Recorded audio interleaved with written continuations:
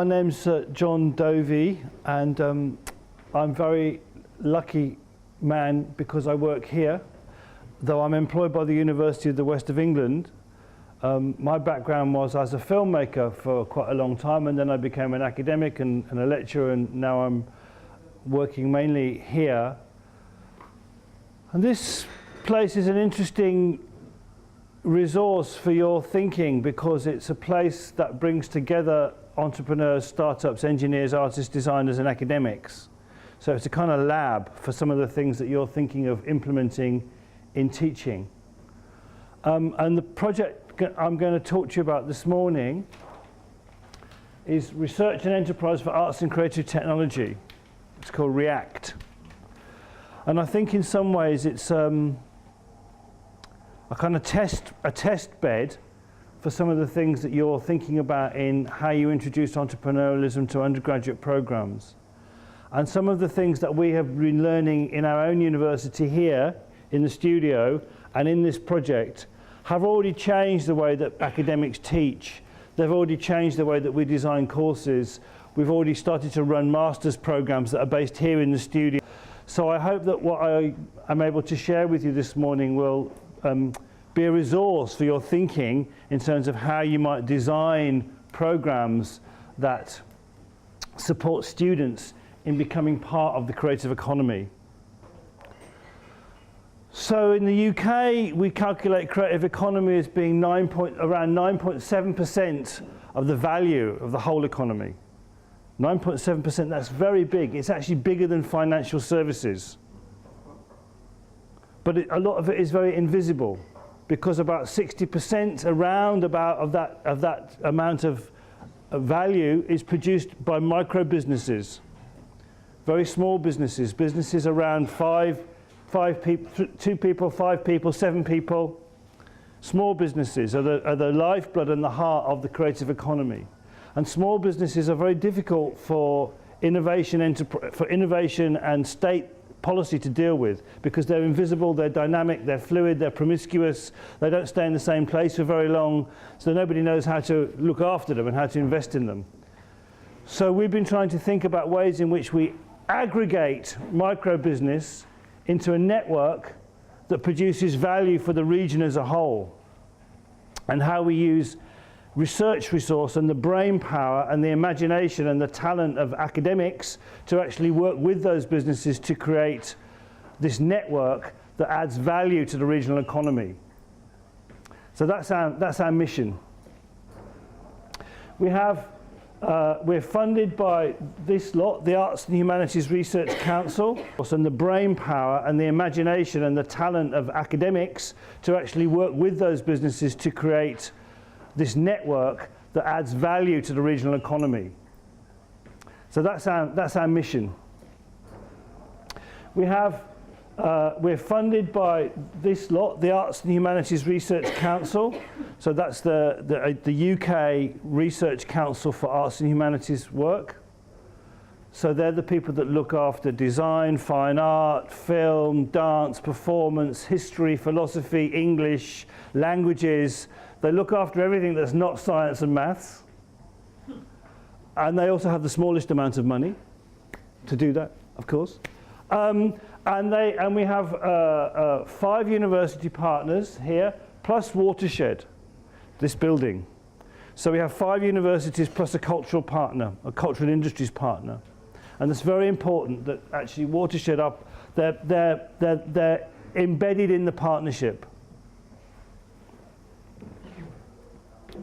So why is this happening? This is happening because we all have to respond to the challenge of impact. We are, as academics in this country, all of the universities are under pressure to deliver impact into the world, to show the ways in which our research creates value in the world. Now, it's very important to understand that value can be understood in many different ways, not just economic value. There's all kinds of other values and value that we believe is important. But we are under pressure for all kinds of reasons which we didn't discuss to produce impact in the world that is outside of the university. So what we've been doing is taking traditional arts and humanities research, history, English, philosophy, as well as the applied design and film and media parts of our research world, and we've been partnering them with creative economy businesses, because all of those people are looking for users and markets and audiences. So if you're a researcher, you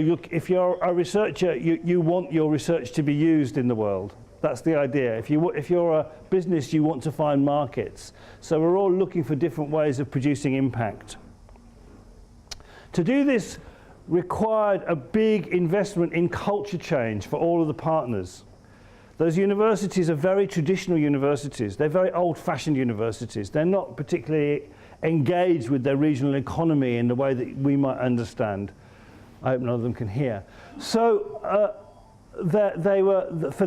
for them to actually get involved in this process involved a big culture change. It involved change at the level of organization. It involves universities understanding that if they want to do business with other businesses, if they want to do business with small and medium-sized enterprises or micro businesses, they have to work in a different way. They have to be able to issue contracts faster. They have to be able to pay people faster. They have to actually work in a business-like way. They have to change the way that they work. Academics have to change the way they think about their research and how their research gets mobilized. Academics have to start to think, who are my audiences here? Actually, I've been brought up and trained as an academic where actually the only metric that matters to me is peer review. My peers are the only people that matter to me as an academic. If I get my stuff peer reviewed and published, I'm made. That's it. I'm made for life. They have to change their way of thinking and understand that actually that's not the only metric of success. There may be some other metrics around impact and how your research gets mobilized in the world and how it creates value for people, how it has utility. That's a big challenge for every academic in every traditional university, to think that way. We have to think about how do we match different timescales. Academic work happens over a very long timescale usually. You know, we think about publishing a book and we hope in our dreams that somebody will be reading this book in 10 years or 15 or 20 years times. Businesses really are thinking about the next quarter or the next 6 months. So we have very different timescales. We have very rigid schedules, as you referred to earlier on when you were talking about how this work fitted into student timetables or not. Universities are very rigidly timetabled structures. They have this rhythm and this routine that goes on from one year to the next and never really changes, whereas businesses are much more fluid. So you have to work out how do you match those two different timescales. Big problem. So in the end, what we did was try to set up a system for the co-production of knowledge and the mobilization of knowledge. So we think of our network as a system in which knowledge is both produced and mobilized. And we have to think of it systemically as an ecosystem and a network. But that involves lots and lots of risk and jumping off the cliff together. It involves lots of us going, okay, we think we can get into this new world, let's hold hands and jump and see what happens. So there's a high level of risk for all of the partners involved, which I think is something that's in itself an entrepreneurial value that we have been spreading and inculcating and performing with our university partners. The way that we work is based on collaboration. Everything that we do is a partnership between a business and an academic. So every amount of money that we invest is always to a project that is headed up by, on the one side, someone from an academic institution in our network, and on the other side, somebody from a small business. We're in our 4th year, and our aim was to produce 50 prototypes in 4 years, to invest in 50 different prototypes, and we're currently on 56, so we've slightly exceeded our target. What's very important in the way that we work is thinking about the role of the creative producer. We're really about we're really a relationship building network. One of the ways in which you could understand the culture change that we set out to achieve is to say that actually if at the end of 4 years there are 100 academics who know how to get on the phone to 100 small businesses and 100 small businesses who know how to get on the phone to 100 academics, and if they didn't know that before, we will have achieved our aim. if they're in conversation, if they know how to work with each other. So it's very much about building a network of relationships. But to do that, you really need to have these people called producers. And one of our big learnings is that actually the role of the creative producer in creative economy startup and in creative economy networks and creative economy business is really, really important. And that actually universities tend to be a bit, it's not something that we see. If you work in the creative economy, if you work in theatre or film or publishing or television or games, actually everybody completely takes for granted the importance of the producer as a role. Nothing happens without the producer who brings together the talent and the resources and manages the project, and in some ways frequently leads the project. They're not the directors, they're not the authors, they're not the performers, they're not the singers, but they are the people without whom nothing would happen. So they're key people. And so we've been thinking a lot about how that role of the creative producer functions within a network, how the role of the creative producer is to bring people together, to actually make partnerships, to actually say, oh, there's some more funding over here that you could go for this, there's some investment fund available here, all these different kinds of opportunities that the creative producer can actually fulfill for the project. So very important, we think, is if you want a functioning network, you need to think about how you work with creative producers who are the key matchmakers in that network. We mainly have used, our work has focused around one methodology which I think has a lot of application for teaching, and it's called the sandbox. It was developed here by the Watershed, and it was one of the reasons that we wanted to partner with them. Sandbox is first of all, there's a themed call. So we go out to industry and we say, what's your issues? What's your problems? What's interesting for you? What would you like to do some research and development with? So in particular, we're interested in the disruptions caused by digital technologies in creative economy. So we're interested in the opportunities and the disruption produced through digital. So we go to a business sector and we say, what's up for you? What's interesting? What's your problem? And then we design a call around that theme. So that's very important because it means that actually there's a lot of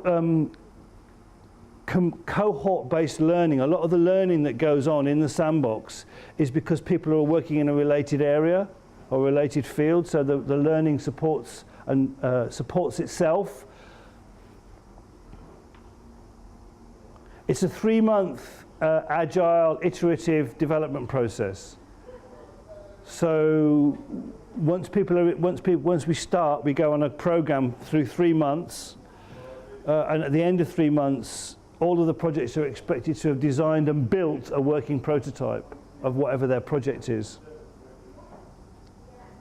So the business finishes up with a new product or a new service, and the academic finishes up with a new way of thinking about their research. So we've imported lots of thinking from, well, we don't use Agile as a strict production methodology, which some of you might be familiar with, but we do import a lot of the ideas of agility which come out of the software and the interaction design business, which is about make something, make it quickly, test it. If it doesn't work, throw it away and make it again. That sense of bringing users into the room, testing things, iterating, working quite fast.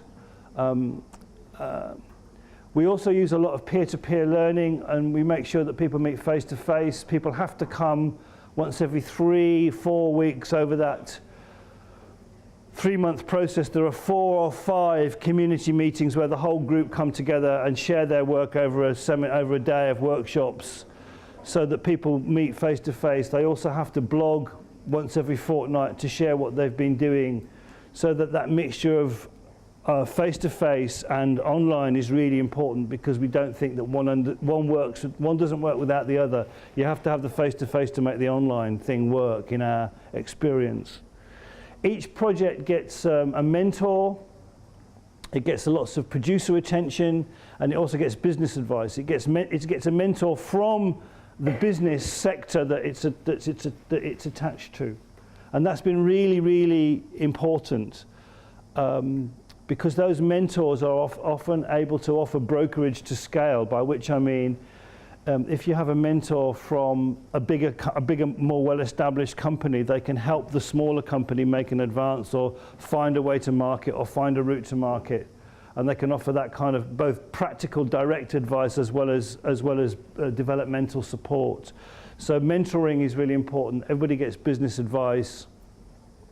And at the end of the process, there's also PR built in. We have a PR agency who come and give workshops and who work with all the projects. So if we can place stories in the press about the projects we do, that's another really important learning, I think, for potentially for students, is especially in the era of social media, is how do you get attention to your product and your project? How do you build attention? How do you build your social media metric so that actually by the time that you want to launch something, you can actually do a Kickstarter because people already know about what it is that you're doing and you've already got a vibe that's going out there. And so you need to think about how you work with PR and how you work with social media. So we build that in.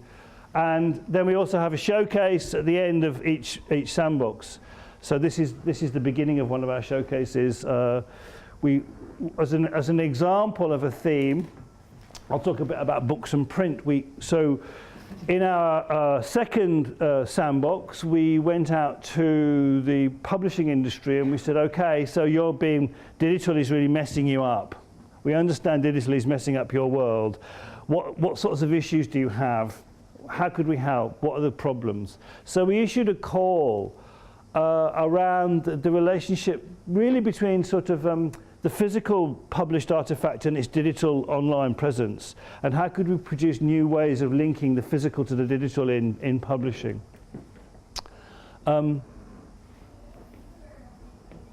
So we produced a network of producers, researchers, companies, writers and industry advisors, and we produced 6 prototypes.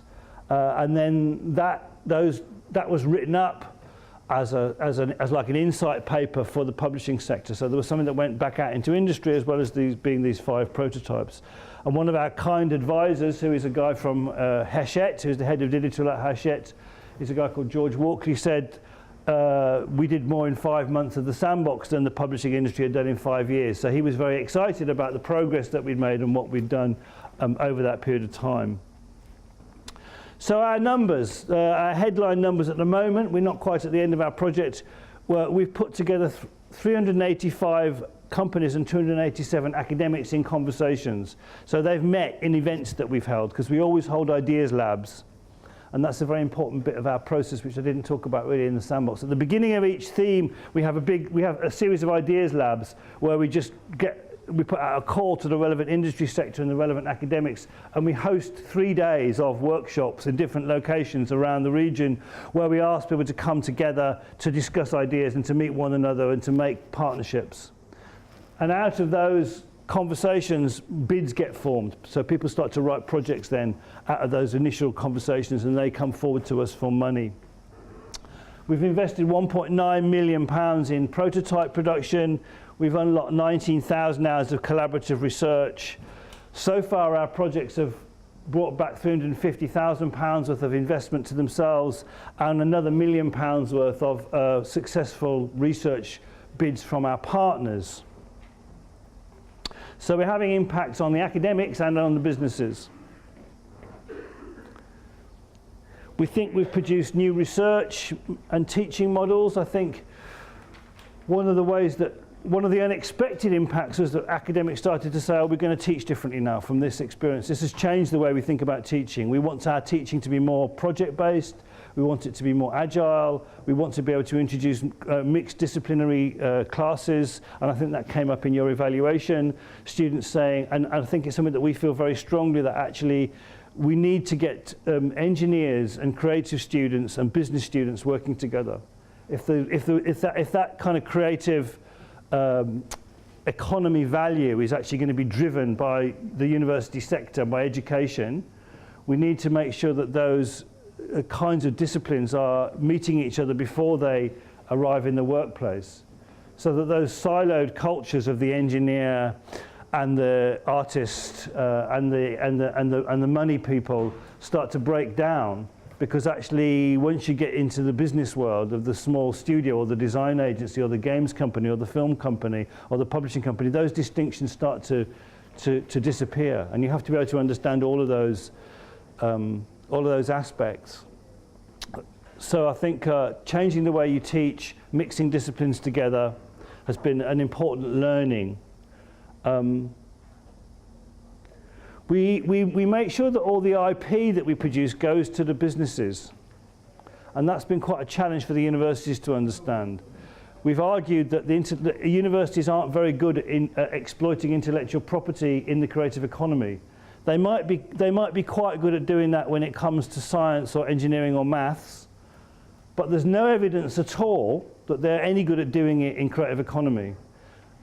But they feel as though they want to hold on to the intellectual property just because they sort of feel like they should, because they've been told that they're the producers of the future intellectual property value of the nation.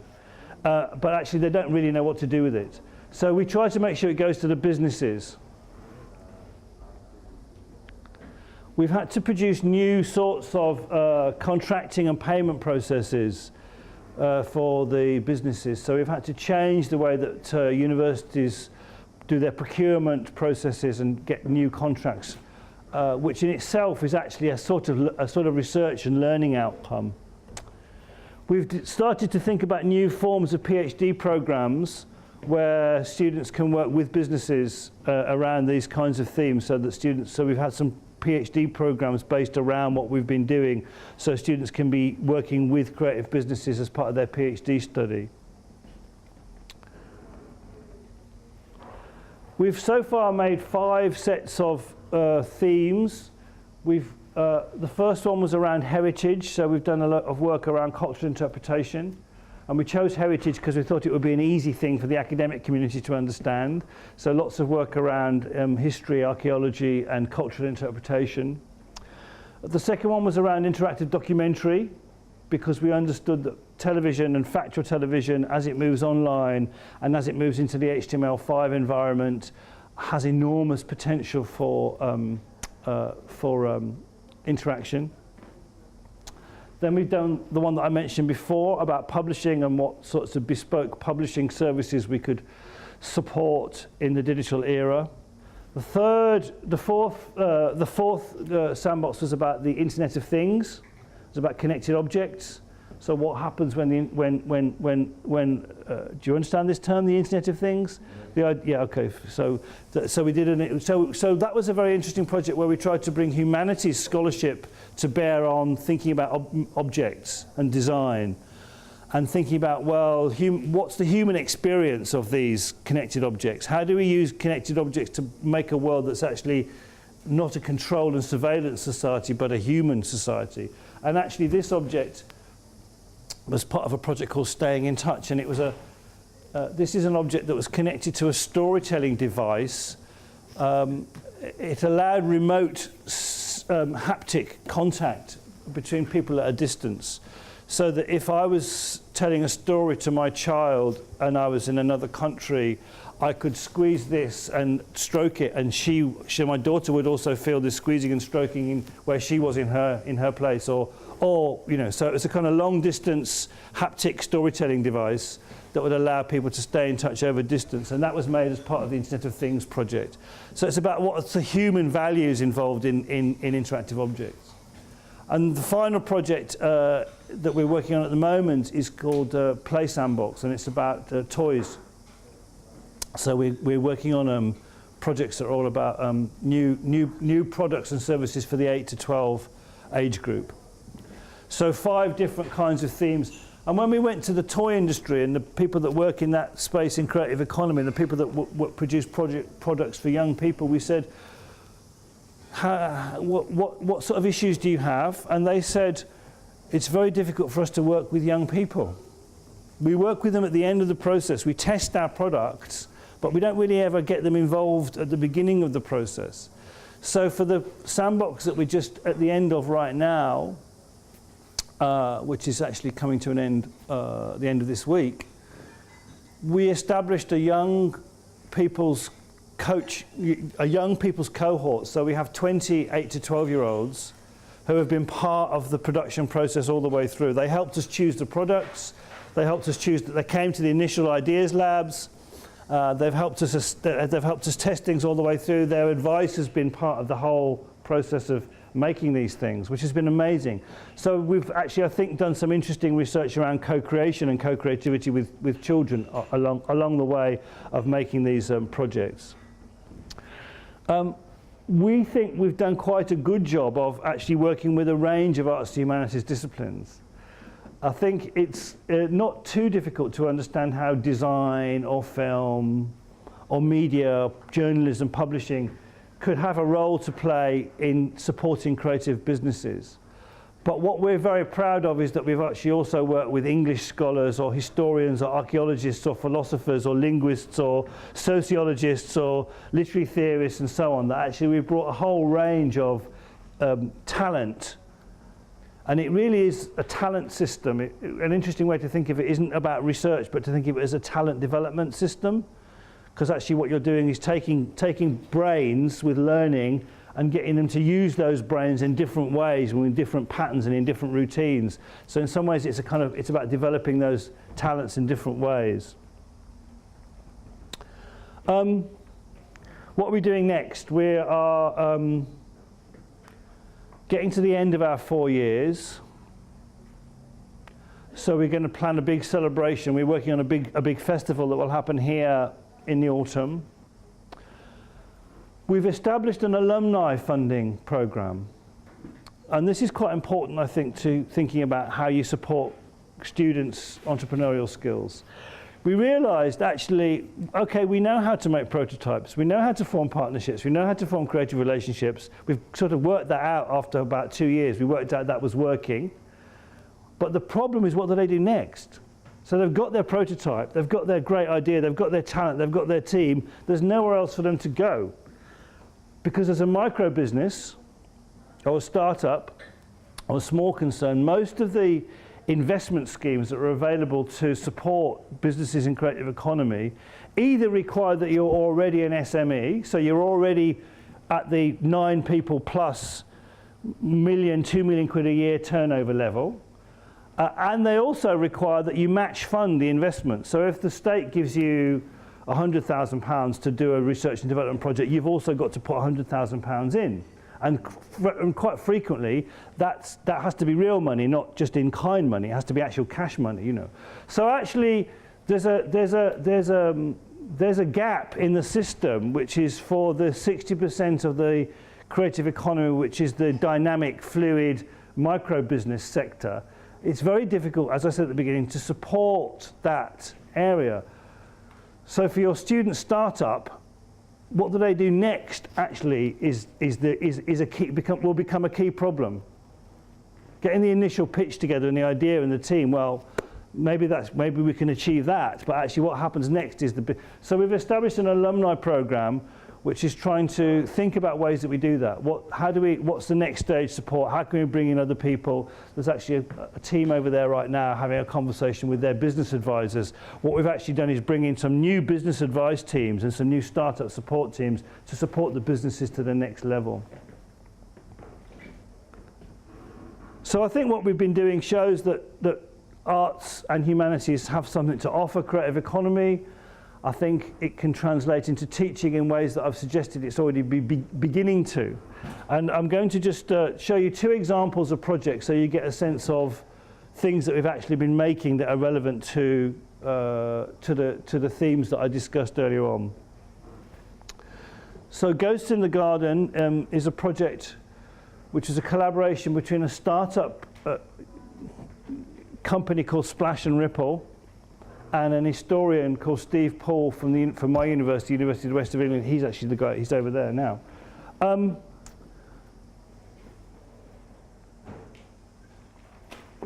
Splash and Ripple are a company who are interested in experience design.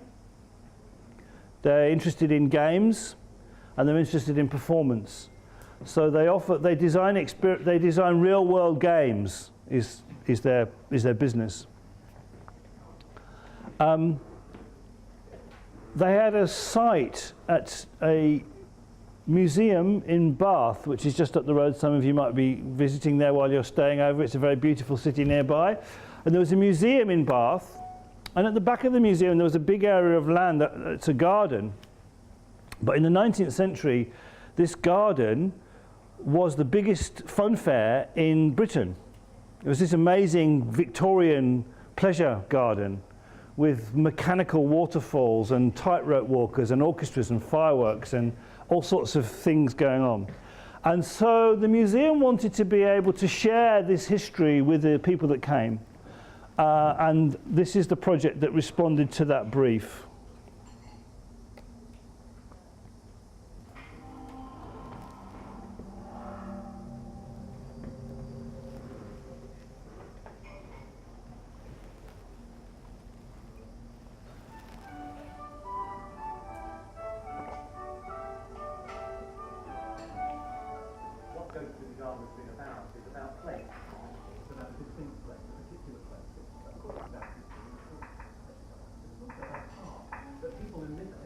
Walk in all the time without necessarily thinking about who's walked here before.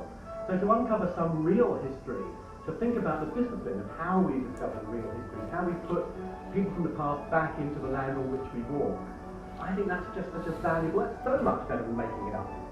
What we're hoping is that as they have this kind of physical connection to the past and they walk around and they're listening, and it's going to paint the picture of what was going on here.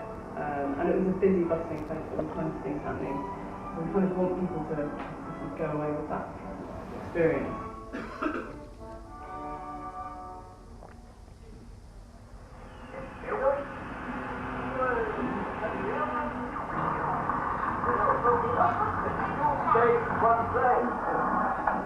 One moment.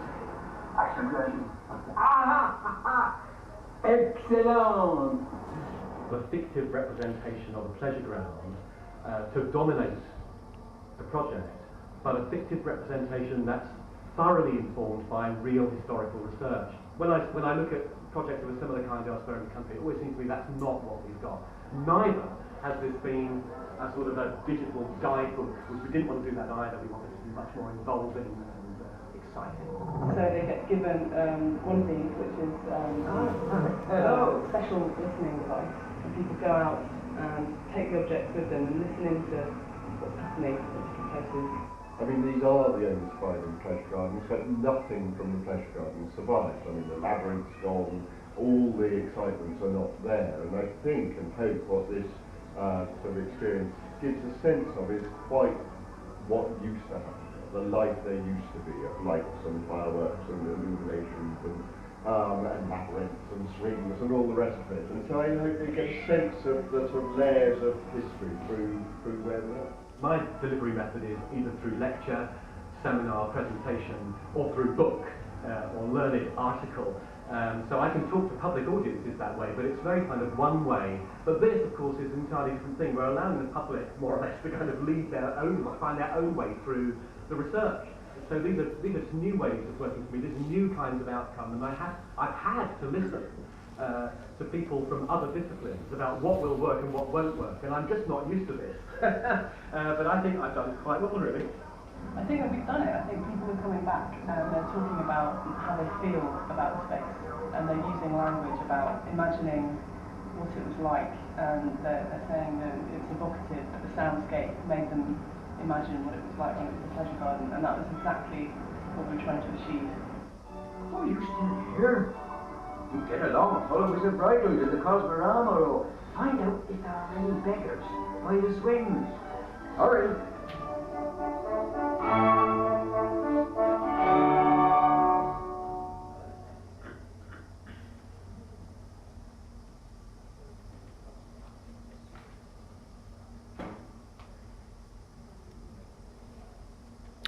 So was that clear to you that actually what in the box is a speaker and a GPS system, so that when you move around the garden you get a different story?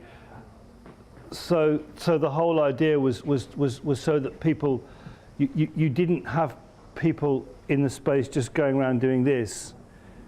It created for the museum a family-based experience, a collective experience, so the people, you noticed that everybody was doing it, working on this thing together, and so that was a really important part of the experience design, was to make sure that you create an experience that people had together rather than on their own with their phone and a pair of earphones. Did the museum support that? Yes, yes. They were the funding body. No, we gave them the money, but they were a partner who worked. They were a very supportive partner. The guy with kind of one of the two men interviewed, the one that isn't a historian, he was the director of the museum. So they were a very supportive partner in the project. Yeah. So then the company went on to get, on the basis of that, they got a £100,000 commission from the National Trust to adapt the concept to another site.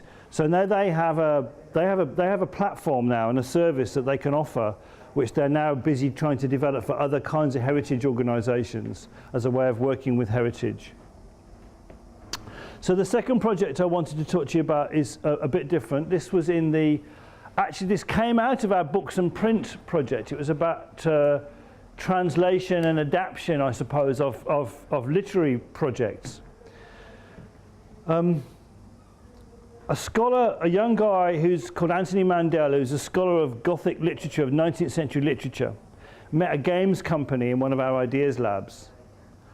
And he fell into a conversation with them about how the original aim of 19th century Gothic was to create physical effect in the reader. The writers of Gothic were very interested in how people would shiver or shake or be frightened, or the hairs would stand up on the back of your neck. They were interested in the body and what happened to the body when you were reading scary stuff. The games company, as it happened, were interested in thinking about biofeedback devices as a way of controlling gaming content. So they were interested in thinking about how can you use your body to control content in a game. So they came up with a concept which is now called Hide 2.0, but I'll talk a little bit about where they've got to. This is when they were at prototype stage.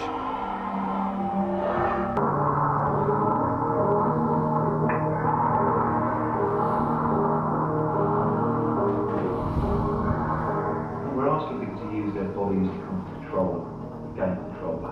So some of that will be voluntary, so heart rate at certain times will trigger things like that. Using it correctly is one of the few things about your body other than movement that you can actually control. So you could actually animate something more around, so have people hold their breath to unlock doors, or to blow out hard to clear a room of smoke. It's quite a game-like sort of structure. It's a series of rooms, as you can see, you game levels, and you do certain things within these rooms. We'll proceed to the next one. Myself as finished off collaborating with Anthony Mandel from the University of Cardiff. Anthony is an expert on the Gothic novel. When Jekyll and Hyde first appeared in 1886, it was being published as part of this traditional Christmas market for ghost stories. So Stevenson is writing very much within a convention, and in fact he published a number of ghost stories previously. The idea of Jekyll 2.0 from my perspective is how we can connect back to those questions that were so important at that new technology moment of the late 19th century into this new technology moment of the 21st century. So how can we take a book and embody it as an experience using digital technology, using pervasive media, using a wide variety of new tools that are available to us, so that people don't read a book, but they experience the book and they undergo the same kinds of questions that they might have had reading the book 100 years ago, that they would have now, having actually gone through this Jekyll 2.0 experience. When people experience this project, I want them to be thrilled, terrified and excited. That's the first thing. But also, I think I want them to have kind of closer connections to their bodies, and to be kind of curious about their bodies and about what it can do. There's something about the power of a text or a novel that comes from the fact that you imagine it. It doesn't exist really. It's think on a page, but from that you can construct whole worlds and experiences which are virtually limitless. So yeah, only limited by our imagination.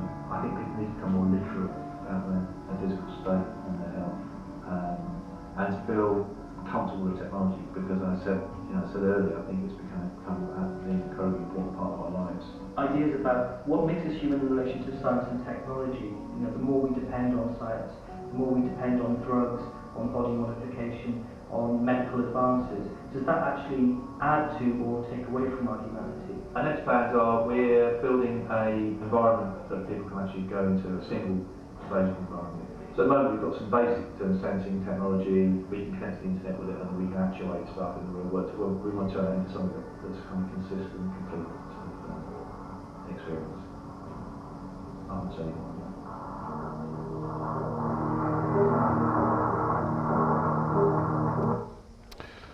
So that project now is at the stage where they're in our alumni scheme looking for about £500,000 worth of investment so they can set up a permanent installation based on some of the ideas they've developed out of that, which would use actually they've got a really neat idea to use the kind of body tracking body data harnesses that are used by sports teams, American football teams specifically, and that you'll be able to use that data to control your actions in an environment. So you build an environment, and actually so they were talking about your heart rate, your breathing rate, blowing, various different things that you can do that will then control the environment that you're in based on the Jekyll and Hyde theme. So they're hoping to launch that sometime next winter as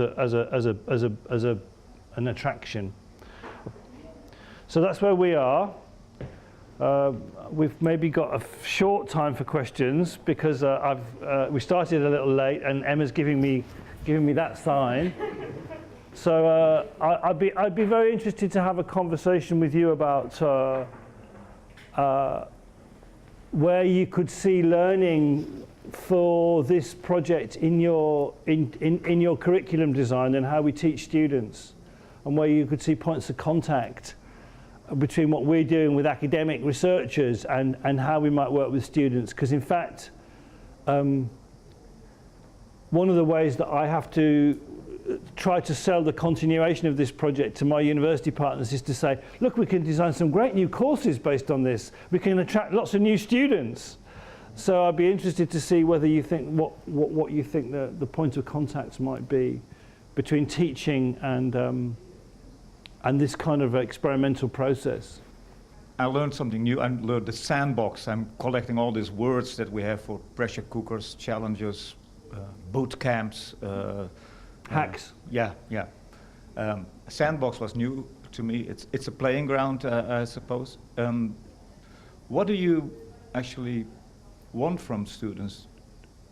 Is it developing their entrepreneurial spirit or make new products? Because we saw in the evaluation this morning of programs that for students that is something actually different. Some of them want to be an entrepreneur, they want to make stuff. Others want to develop their skills or attitudes in that area. I guess there's a question between, are you trying to actually seed new startup companies, or are you trying to teach entrepreneurship? I suppose my answer would be, you're probably trying to achieve the second by simulating the first. So you're trying to achieve teaching entrepreneurship by simulating startup, I guess, because I don't actually think it's quite. I think at postgraduate level it's different. I think at undergraduate level, probably you can't expect students to start things up. You can expect them to simulate that process. So I guess that, yeah, my answer would be probably you're trying to teach entrepreneurial attitudes, which here would be to do with mixed interdisciplinarity, getting lots of different people. Crowding diversity is what we call the principle that's behind Sandbox, having lots of different kinds of brains in the room and hothousing them. So that would be one principle. Another would be something about risk and taking risks and how you understand risk, how you understand creative risk and experiences of risk. I guess there are others that we could pull out.